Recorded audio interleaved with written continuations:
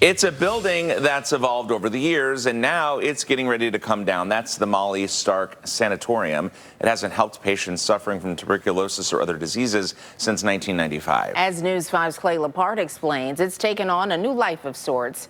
County leaders say it's time for it to come down, starting today. You can't imagine to be swiped from your house and your child 4.5 years old. It's not a pleasant memory for 95-year-old Jane Brocht.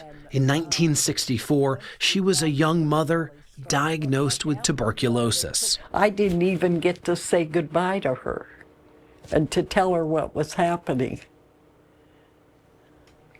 So it was really a terrible experience for 6 months.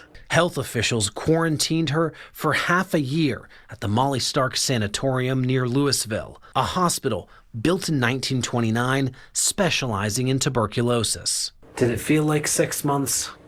Felt like an eternity. Ultimately, she recovered and rejoined her family. She's one of thousands to receive care here until this building closed for good in 1995.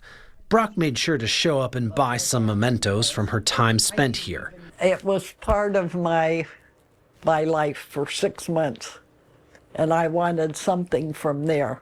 In her case, it was a couple nightstands at auction. Since then, this massive building sitting atop 40 acres has sat empty.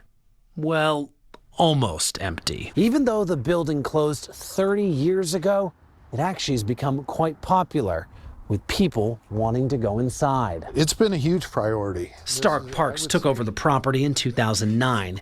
Even as the roof caves in, wildlife takes over, and nature slowly takes its toll.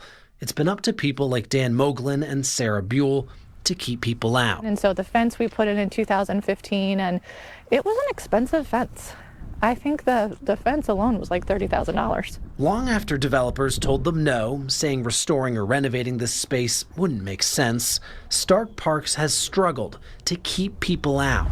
A destination for urban explorers, assertive teenagers, and even ghost hunters. It's in the hundreds of thousands of dollars that we've spent just in terms of staff time trying to keep people from getting themselves hurt.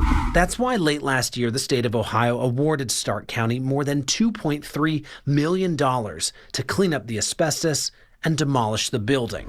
The county had to come up with the remaining $800,000 and is now slated to begin work this week. We're actually going to be able to green this space up, reuse the entire grounds, hopefully as some type of park activity.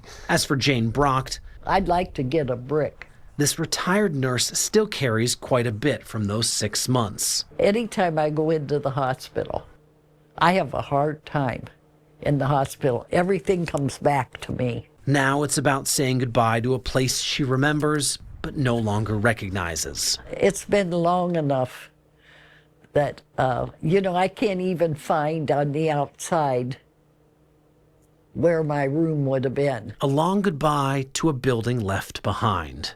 In Stark County, Clay Lepard, News 5. Well, experts tell News 5 they expect demolition to be wrapped up by the end of the year. News 5 conducted these interviews in February of last year. In an effort to curb trespassing, we chose not to air the story until a formal demolition date was set.